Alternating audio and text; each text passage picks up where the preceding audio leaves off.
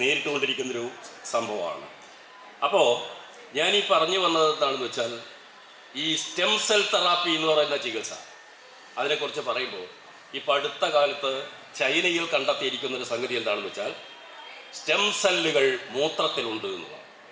അത് വമ്പിച്ച വിപ്ലവകരമായൊരു വിജ്ഞാനമായിട്ടാണ് അവർ പറയുന്നത്.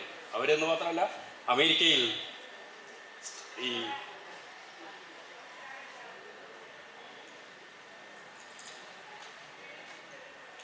യൂറിൻ ഡിറൈവ്ഡ് സ്റ്റെം സെൽസ്, യൂറിനുള്ള സ്റ്റെം സെൽ. ഈ സ്റ്റെം സെൽസ് ആദ്യമായിട്ട് നേരത്തെയൊക്കെ എടുത്തിരുന്നത് ഗർഭസ്ഥ ശിശു ജനിച്ചു കഴിഞ്ഞാൽ അതിൻ്റെ പൊക്കിൾ കൂടി മുറിച്ചെടുക്കുമ്പോൾ കിട്ടുന്ന ബ്ലഡ് ഉണ്ട്. ആ ബ്ലഡിലാണ് ഏറ്റവും കൂടുതൽ സ്റ്റെം സെല്ലുകൾ ഉണ്ടെന്നാണ് കണ്ടെത്തിയിരുന്നത്.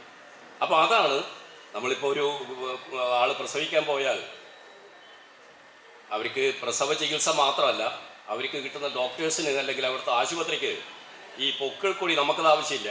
പക്ഷേ പൊക്കിൾ കൂടി മുറിച്ചാൽ കിട്ടുന്ന ബ്ലഡ് അവർക്കത് വലിയൊരു ബിസിനസ്സാണ്. അപ്പോൾ അതിൽ ഏറ്റവും കൂടുതൽ സ്റ്റെം സെല്ലുള്ളത് അതിലാണെന്നാണ് കണ്ടെത്തിയിരുന്നത്. അത് ശേഖരിക്കൽ പക്ഷേ കുറച്ച് ബുദ്ധിമുട്ടാണ്. പക്ഷേ ഇപ്പോൾ ചൈനയിൽ കണ്ടെത്തിയിരിക്കുന്നത്, ചൈനീസ് ശാസ്ത്രജ്ഞനാണ്, പക്ഷെ അവരുടെ പേര് യുവാങ് ഷാങ് എന്ന് പറയുന്ന ഒരു ലേഡിയാണ്. അവർ അമേരിക്കൻ റിസർച്ചറാണ്, അമേരിക്കയിലാണ് റിസർച്ച് ചെയ്യുന്നത്, പക്ഷേ ചൈനക്കാരിയാണ്. അവരാണ് ആദ്യമായിട്ട് മൂത്രത്തിൽ സ്റ്റെം സെല്ലുകൾ ഉണ്ട് എന്നുള്ള മഹത്തായ അത്ഭുതകരമായ അല്ലെങ്കിൽ വിപ്ലവകരമായിട്ടുള്ള ഒരു അറിവ് ലോകത്തിന് കൊടുക്കുന്നത്. അതിനുശേഷം ഇതിൽ അമേരിക്കയിൽ തന്നെ ധാരാളം പരീക്ഷണങ്ങൾ നടക്കുകയും അവിടെ അമേരിക്കൻ ഗവേഷകനായ അന്തോണി അറ്റാല, അമേരിക്കയിൽ തന്നെയുള്ള ഗവേഷകനാണ്, അദ്ദേഹം ഈ രോഗികളുടെ സ്റ്റെം സെൽ ശേഖരിച്ചു കൊണ്ടുള്ള ചികിത്സകൾ ആരംഭിച്ചു. അങ്ങനെ ഈ മൂത്രത്തിൽ സ്റ്റെം സെല്ലുകൾ ഉണ്ട് എന്നുള്ള വമ്പിച്ച ഒരു പുതിയ അറിവ് അതിലൂടെ കിട്ടിയിരിക്കുകയാണ്. അപ്പോൾ തന്നെ നമുക്ക് മൂത്രത്തെക്കുറിച്ചുള്ള പഴയ ധാരണകൾ പൂർണ്ണമായി തിരുത്തപ്പെടുന്ന ഏറ്റവും പുതിയ ഒരു അറിവാണ് മൂത്രത്തിലെ സ്റ്റെം സെല്ലുകൾ. യൂറിൻ ഡിറൈവ്ഡ് സ്റ്റെം സെൽസ് ആണ് അതിന് പറയുന്നത്. പിന്നെ നമുക്ക് മൂത്രത്തെക്കുറിച്ചുള്ള വലിയൊരു തെറ്റിദ്ധാരണ യൂറിയയാണ്. മാരകമായ വിഷമാണ് യൂറിയ വേസ്റ്റാണ്, ബോഡി വേസ്റ്റാണ് യൂറിയ. ശരീരത്തിന് ആവശ്യമില്ലാത്ത മാലിന്യങ്ങളാണ് യൂറിയ എന്ന് പറയുന്നത്. ശരീരത്തിന് യാതൊരു തരത്തിലും പ്രയോജനപ്രദമല്ലാത്ത സാധനങ്ങളാണ് യൂറിയ ആണ് ഏറ്റവും പ്രധാനപ്പെട്ട വേസ്റ്റ് ആയിട്ടുള്ള സാധനം എന്നാണ് നമ്മൾ ഇപ്പോഴും പഠിക്കുന്നത്. MBBSന് പഠിക്കുന്നത്, ഡോക്ടർമാരെ എടുത്ത് ചോദിച്ചാൽ പറയുന്നത് എല്ലാം അത് വേസ്റ്റാണ്. ഏറ്റവും മൂത്രത്തിലെ എന്താണ്, മൂത്രത്തിൽ 95% വെള്ളമാണ്, ബാക്കി 5%ത്തിൽ 2.5% പകുതി യൂറിയയാണ്. യൂറിയ മഹാ വേസ്റ്റാണ്. ഇതാണ് 20ാം നൂറ്റാണ്ട് വരെ നമ്മളെ പഠിപ്പിച്ചതാണ്. ഇപ്പോഴും പഠിപ്പിക്കുന്നത് അത് തന്നെയാണ്. പക്ഷെ അതിനുശേഷം നടന്ന ഈ മേഖലയിൽ നടന്ന പരീക്ഷണങ്ങളെക്കുറിച്ചോ ഗവേഷണങ്ങളെക്കുറിച്ചോ അറിവില്ലാത്തത് കൊണ്ടാണ് അങ്ങനെ പറയുന്നത് എന്നുള്ളതാണ് പ്രധാനം. ശരിക്കും 1773 മൂത്രത്തിലുള്ള ഈ യൂറിയ എന്നുള്ള ഘടകത്തെ കണ്ടെത്തുന്നത്. അതായത് ഹീലയർ മാരിൻ റൂവൽ എന്ന് പറയുന്ന ഒരു ശാസ്ത്രജ്ഞനാണ് ഈ ആദ്യമായിട്ട് 1773 18ാം നൂറ്റാണ്ടിൽ ഈ യൂറിയ എന്ന് പറയുന്ന ഘടകം മൂത്രത്തിലുണ്ട് എന്ന് കണ്ടെത്തുന്നത്. 1799 അതിന് യൂറിയ എന്നുള്ള പേര് കൊടുക്കുന്നത്. പക്ഷേ ഈ 20ാം നൂറ്റാണ്ടിൻ്റെ ആദ്യ വർഷങ്ങൾ വരെയും ഇതിനെന്തെങ്കിലും ഔഷധ മൂല്യമുണ്ട് എന്ന് കരുതിയിരുന്നില്ല എന്ന് മാത്രമല്ല, അത് വേസ്റ്റ് ആണെന്നാണ് കരുതിയിരുന്നത്. പക്ഷേ ഇപ്പോൾ ഏറ്റവും ലേറ്റസ്റ്റ് ആയുള്ള പരീക്ഷണങ്ങൾ പറയുന്നത് യൂറിയ എന്ന് പറയുന്നത് ഒരു കെറട്ടോളിറ്റിക്കാണ്. എന്ന് പറഞ്ഞാൽ ഈ സ്കിന്നിനെ സോഫ്റ്റൻ ചെയ്യുന്ന ഒരു സാധനമാണ്. അതുപോലെ ശരീരത്തിനുണ്ടാകുന്ന മുടി അല്ലെങ്കിൽ വരൾച്ച ഒക്കെ ഇല്ലാതാക്കുന്നൊരു ഘടകം. ഇതൊന്നും യൂറിൻ തെറാപ്പിയുടെ ആളുകൾ പറയുന്നതല്ല, പറയുന്നത് മോഡേൺ മെഡിസിൻ കണ്ടെത്തിയിരിക്കുന്ന കാര്യങ്ങളാണ്.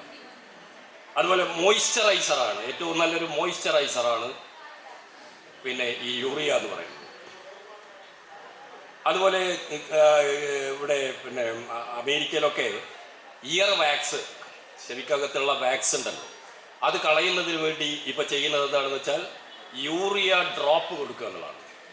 യൂറിയ കൊണ്ടുള്ള ഡ്രോപ്പ് ഇറ്റിക്കുക, ചെവിക്കകത്തേക്ക് എത്തിക്കുക എന്നുള്ളതാണ്. അപ്പോൾ അതിനും വളരെ ഫലപ്രദമാണ് എന്നാണ് അത് കാണിച്ചിരിക്കുന്നത്. പിന്നെ ഹൈപ്പോനെട്രീമിയ എന്ന് പറഞ്ഞാൽ സോഡിയം കുറഞ്ഞു പോകുന്ന, ഇപ്പം പല ആൾക്കാർക്കും കാണുന്ന ഒരു സംഗതിയാണ് സോഡിയം കുറഞ്ഞു പോവുക എന്ന് പറയുന്ന രോഗം. അതിന് അമേരിക്കയിൽ ചെയ്യുന്നത് എന്താണെന്ന് വെച്ചാൽ അതിനൊരു സോഡിയം അഡ്ജസ്റ്ററായിട്ട് പിന്നെ ഹൈപ്പോമെട്രീമിയക്ക് വേണ്ടി കൊടുക്കുന്നത് യൂറിയയാണ്. യൂറിയക്ക് അതിനെ പരിഹരിക്കാനുള്ള കഴിവുണ്ട് എന്നാണ് കണ്ടെത്തിയിരിക്കുന്നത്. അതുപോലെ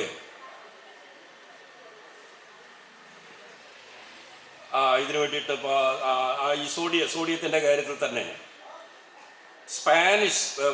ബെൽജിയത്തിലുള്ള ഒരു ഗവേഷകൻ കണ്ടെത്തിയിരിക്കുന്ന കാര്യം, ഗൈഡി കോക്സ് ആൻഡ് ജെന്നറ്റ് എന്ന് പറഞ്ഞ 2 പേര് കൂടി നടത്തിയിരിക്കുന്ന പരീക്ഷണങ്ങളാണ്. അതിലാണ് അവർ ഈ പിന്നെ സോഡിയത്തിന് വേണ്ടിയിട്ടുള്ള ഈ ചികിത്സയായിട്ട് യൂറിയ പൗഡർ വെള്ളത്തിൽ ചേർത്ത് കൊടുക്കുന്നു, അല്ലെങ്കിൽ ജ്യൂസിൽ ചേർത്ത് കൊടുക്കുന്നു. അപ്പോൾ യൂറിയ എന്ന് പറയുന്നത് അതുപോലെ തന്നെ നമ്മുടെ ശരീരത്തിൻ്റെ pH വാല്യൂ ക്രമീകരിക്കുന്ന അമ്ലക്ഷാര അനുപാതത്തെ ക്രമീകരിക്കാൻ സഹായിക്കുന്ന ഒരു ഘടകമാണ് യൂറിയ എന്നുള്ളതാണ്. സെഡഫ് സ്പിറോ എന്ന് പറയുന്ന ഒരു ശാസ്ത്രജ്ഞൻ പറഞ്ഞത് ഇത് ഏറ്റവും നല്ല ആൻറ്റിബയോട്ടിക്കാണ് യൂറിയ, അതുപോലെ ആൻറ്റിസെപ്റ്റിക്കാണ്. ഡോക്ടർ റാംസ്ഡൺ എന്ന് പറഞ്ഞൊരു ശാസ്ത്രജ്ഞൻ പറഞ്ഞു ഇത് മുറിവുണക്കുന്നതിൽ ഏറ്റവും ഫലപ്രദമായിട്ടുള്ള ഒരു സംഗതിയാണ് യൂറിയ എന്ന് പറയുന്നത്, മുറിവുണക്കാനുള്ള കഴിവ്. അതുപോലെ മറ്റൊരു ശാസ്ത്രജ്ഞൻ പറഞ്ഞ ഗ്ലോക്കോമ എന്ന് പറയുന്ന നേത്രരോഗം പരിഹരിക്കുന്നതിന് യൂറിയക്ക് കഴിവുണ്ട്. അപ്പോൾ പ്രമേഹ രോഗത്തിനുള്ള പിന്നെ പല മരുന്നുകളിലും യൂറിയ അടങ്ങിയിട്ടുണ്ട്. ഇപ്പോൾ നമ്മളുടെ സ്കിൻ ഡിസീസ്, സോറിയാസിസ് പോലുള്ള സ്കിൻ ഡിസീസ്, എക്സിമ രോഗം, ഇങ്ങനെയുള്ള പലതരത്തിലുള്ള സ്കിൻ ഡിസീസിന് ഏറ്റവും നല്ല ഒരു മരുന്നാണ് യൂറിയ എന്നുള്ളതാണ് ഇപ്പോൾ കണ്ടെത്തിയിരിക്കുന്നത്. യൂറിയ ഈ സ്കിൻ ഡിസീസിനുള്ള മരുന്നുകളിലെല്ലാം തന്നെ യൂറിയ ഉണ്ട്. സിന്തറ്റിക് യൂറിയ ആയിരിക്കാം, പക്ഷേ നേരിട്ട് മനുഷ്യമൂത്രത്തിൽ നിന്ന് തന്നെ ഉണ്ടാക്കുന്ന സ്കിൻ ഡിസീസിനുള്ള മരുന്നുകൾ വേറെയുണ്ട്. അപ്പോൾ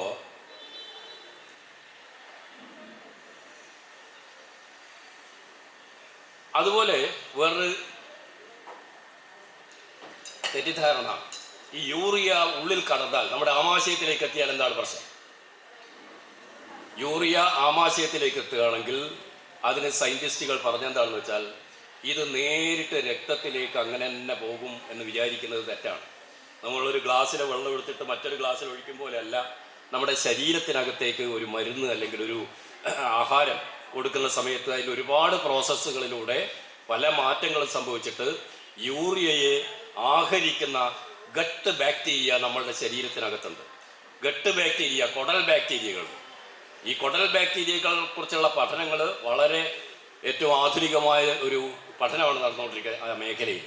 ഗട്ട് ബാക്ടീരിയ എങ്ങനെയാണ്, നമ്മുടെ കുടലിലുള്ള ബാക്ടീരിയകൾ എങ്ങനെയാണ് നമ്മുടെ രോഗപ്രതിരോധ സംവിധാനത്തെ ഊർജിതമാക്കുന്നത്. അപ്പോൾ ഈ യൂറിയയെ ആഹരിക്കുക, യൂറിയ ആഹാരമാക്കി സ്വീകരിക്കുക എന്നുള്ള ഒരു ഈ ഗട്ട് ബാക്ടീരിയ ചെയ്യുക.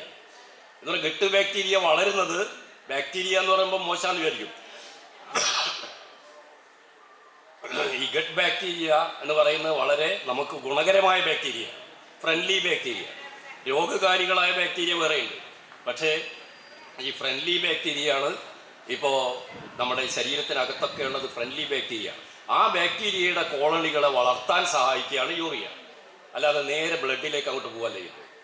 അതോടുകൂടെ ഈ ബാക്ടീരിയ, യൂറിയയെ ആഹരിക്കുന്ന ബാക്ടീരിയ എന്ത് ചെയ്യുന്നു, പുതിയ ചില വിറ്റാമിൻ കെ ഉൽപ്പാദിപ്പിക്കുന്നു, ചില ബി വിറ്റാമിനുകളെ ഉൽപ്പാദിപ്പിക്കുന്നു. അങ്ങനെ ശരീരത്തിന് ആവശ്യമുള്ള ചില വിറ്റാമിനുകളെ പകരം ഉൽപ്പാദിപ്പിച്ച് അതാണ് ശരീരത്തിന് കൊടുക്കുന്നത്, അല്ലാണ്ട് യൂറിയ നേരിട്ട് ബ്ലഡിലേക്ക് തന്നെ പോവല്ല ചെയ്യുന്നത്. ഇപ്പൊ അടുത്ത കാലത്ത് കണ്ടെത്തിയിരിക്കുന്ന ഒരു സംഗതി, അമേരിക്കയിലെ ഡോക്ടർ സലാസ് ലാബിൽ നടത്തിയ ഒരു പരീക്ഷണത്തിലൂടെ കണ്ടെത്തിയിരിക്കുന്നത് മുലപ്പാലിൽ യൂറിയ ഉണ്ടെന്നാണ്. അപ്പോൾ യൂറിയ വളരെ ഹാനികരമാണ് എങ്കിൽ അത് ഏറ്റവും കൂടുതൽ ദോഷകരമായി ബാധിക്കേണ്ടത് ഈ നവജാത ശിശുക്കളെയാണ്, മുലപ്പാൽ കുടിക്കുന്ന ശിശുക്കളെയാണ്. അപ്പോൾ പക്ഷെ അത് പിന്നെ പ്രതികൂലമായി ബാധിക്കുകയല്ല, ആ കുഞ്ഞിൻ്റെ വളർച്ചയെ സഹായിക്കുകയാണ് ചെയ്യുന്നത്. അപ്പോൾ യൂറിയ എന്ന് പറയുന്നത് ഹാനികരമായ വസ്തുവല്ല, അത് മുലപ്പാലിൽ പോലും അടങ്ങിയിരിക്കുന്ന സംഗതിയാണ് എന്നാണ് സലാസ് ലാബ് തെളിയിക്കുന്നത്. അതുപോലെ 1980-കളിൽ ഡോക്ടർ ഡാണോപോളസ് എന്ന് പറയുന്ന ശാസ്ത്രജ്ഞൻ, ഗ്രീക്ക് ശാസ്ത്രജ്ഞൻ, അദ്ദേഹം പറഞ്ഞത് യൂറിയ ഒരു ആൻറ്റി ഓക്സിഡൻ്റ് ആണ് എന്ന് പറഞ്ഞാൽ ക്യാൻസറിനെ ചെറുക്കാൻ കഴിവുള്ള ഒരു സംഗതിയാണ് യൂറിയ. അപ്പോൾ യൂറിയ ഇങ്ങനെയുള്ള പല ഗുണങ്ങളും പ്രമേഹത്തെ ചെറുക്കുന്നു, സോഡിയം കുറവായ സംഗതികളെ ചെറുക്കുന്നു, സ്കിൻ ഡിസീസിനെ ചെറുക്കുന്നു. അതുമാത്രമല്ല ക്യാൻസറിനെയും ചെറുക്കാനുള്ള കഴിവ് യൂറിയക്കുണ്ട് എന്നുള്ളതാണ് ഡോക്ടർ ഡാണോപോളസ് തെളിയിച്ചിരിക്കുന്നത്. അപ്പോൾ ഏറ്റവും വലിയ നമ്മൾ ശത്രുവായി കാണുന്ന ഈ യൂറിയയെ സംബന്ധിച്ചുള്ള കാര്യമാണ് ഇത് പറയുന്നത്. ഇനി മറ്റൊരു ശത്രു നമ്മളുടെ യൂറിക് ആസിഡാണ്. യൂറിക് ആസിഡ് വലിയ ഭയത്തോടു കൂടിയാണ് നമ്മൾ കാണുന്നത്. പക്ഷേ എന്താണ് യൂറിക് ആസിഡ് എന്ന് പറഞ്ഞാൽ? നമ്മുടെ കിഡ്നി ഫിൽറ്റർ ചെയ്ത് നമ്മുടെ കിഡ്നിയിലേക്ക് എടുക്കുന്ന യൂറിക് ആസിഡ് 90% തിരിച്ച് ബ്ലഡിലേക്ക് തന്നെ പോവാണ്. ബ്ലഡിൽ നിന്ന് ഫിൽട്ടർ ചെയ്ത് കിഡ്നിയിലെത്തുകയും നെഫ്രോണുകളിൽ നിന്ന് റീഅബ്സോർബ് ചെയ്ത് 90% രക്തത്തിലേക്ക് തന്നെ തിരിച്ചു പോകുന്നു എന്ന് പറഞ്ഞതിൻ്റെ അർത്ഥം എന്താണ്? യൂറിക് ആസിഡ് എന്ന് പറയുന്നത് നമ്മുടെ ശരീരത്തിന് വളരെയധികം നമ്മുടെ പ്രതിരോധ ശക്തി വളർത്തുന്നതിന് വളരെ അത്യാവശ്യമാണെന്നുള്ളതാണ്. അതോടൊപ്പം പറഞ്ഞിരിക്കുന്നത് യൂറിക് ആസിഡും ഇതേപോലെ ഒരു ആൻറ്റി ഓക്സിഡൻ്റ് ആണ് എന്നാണ് പറഞ്ഞിരിക്കുന്നത്. ക്യാൻസറിനെ ചെറുക്കുന്ന ഘടകമാണ്. ബ്ലഡ് പ്ലാസ്മയുടെ പകുതിയും ആൻറ്റി ഓക്സിഡൻറ്റ് പ്രോപ്പർട്ടിയായി നിൽക്കുന്നത് ഈ യൂറിക് ആസിഡിൻ്റെ സാന്നിധ്യം കൊണ്ടാണ് എന്നാണ് ശാസ്ത്രജ്ഞർ തെളിയിക്കുന്നത്. അതുപോലെ ഇത് നമ്മുടെ മസ്തിഷ്കത്തിലെ ഈ ന്യൂറോണുകളുടെ പ്രവർത്തനത്തെ, മസ്തിഷ്ക കോശങ്ങളുടെ പ്രവർത്തനത്തെ സഹായിക്കുന്നു. നമ്മുടെ ശരീരത്തിലെ കാൽസ്യം ബാലൻസിനെ സഹായിക്കുന്നത് യൂറിക് ആസിഡാണ്. നമ്മുടെ നാഡികളുടെ ആരോഗ്യ സംരക്ഷണം, മസ്തിഷ്കത്തിൻ്റെ പ്രവർത്തനം മെച്ചപ്പെടുത്തുന്നത്, BP നോർമലാക്കുന്നത്, ഇതിലെല്ലാം തന്നെ പങ്കുവഹിക്കുന്ന ഒരു സാധനമാണ്, ഘടകമാണ് യൂറിക് ആസിഡ്.